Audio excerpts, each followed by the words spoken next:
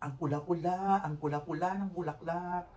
Ang pula-pula, ang bango-bango ng bulaklak na rosas chart. So, ayan. Kung ikaw, si Caroline, ikukuskus mo rin ba ang iyong rosas sa picture ni Christian Vasquez?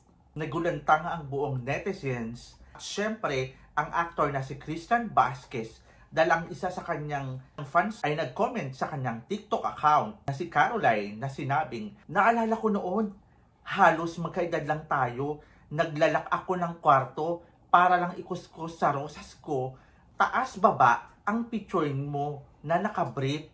Hehehe, OMG, nakakaloka naman si Caroline.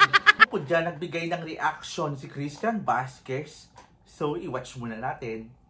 Huwag niyo na pong hanapin ang comment ni Coraline dahil iyan ay binura na ng TikTok kaya wala na pong comment.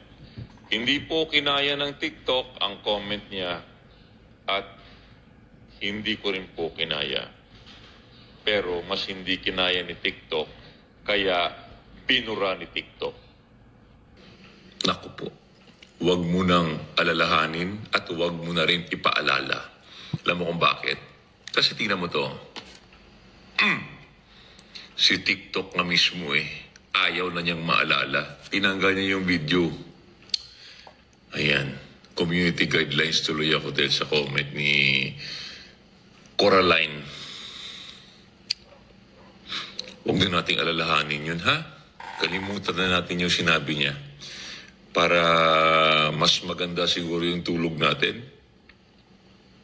Okay, it's time for my reaction. Magre-react ako dahil may social responsibility ako at ito ang inyong pambansang sawsawero with a heart. So, ayan, para po sa akin, isang uri siya na psychiatric disorder. So, kasi may 8 klase ng disorder, okay? So, before ko sabihin ang 8 disorder, ito nga pala ay under siya ng paraphilia.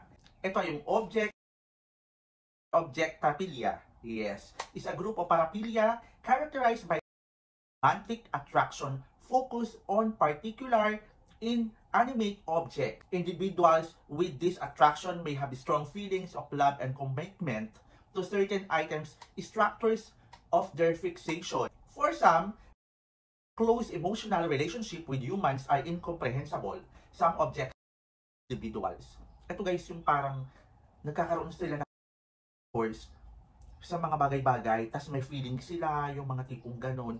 Katulad niyan, si ate, yung magazine, non-living thing siya, diba? Pero kinukuskus-kuskus niya, tas nagkakaroon siya ng satisfaction. Isa pong uri ng mental illness or mental disorder po yun, yung nakikipag. Under po yan ng paraphilia, ha. Ito yung objectophilia. Malawak po kasi yan.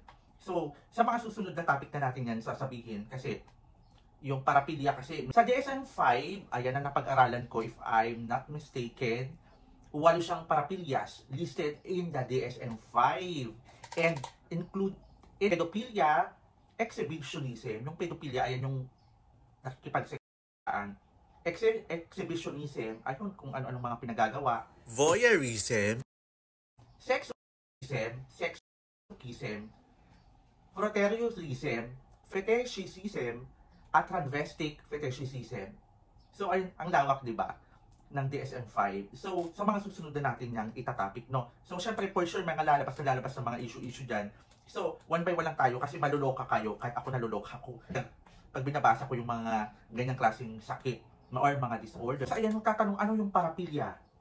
Yung paraphilia, alam mo guys, ayan yung pili, targets may include intense or preferential interest in children, ayan yung sinasabi ko sa mga bata, corpses, yung nakikipagpatay, unhuman animals, ayan, such as horses or dogs, or inanimate objects like foods or shoes, ayan yung mga bagay-bagay. Objectaphilia, ayan ang tinatawag, kasama din yung mga magazines, tapos nagkakaroon siya ng satisfaction.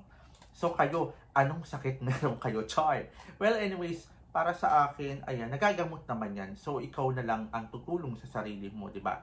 Kahit sinong magagaling na doktor dyan, guys, ikaw willing na magpatulong, wala din mangyayari. Tapos, alam mo, naalala ko, guys, ayan, sa Lovers and Liars, nakakatapos lang, si Christian Vasquez doon, meron siya dong meron siya nung parang sakit din na order. Ayan yung parang may role playing naman na nagaganap. Ayan.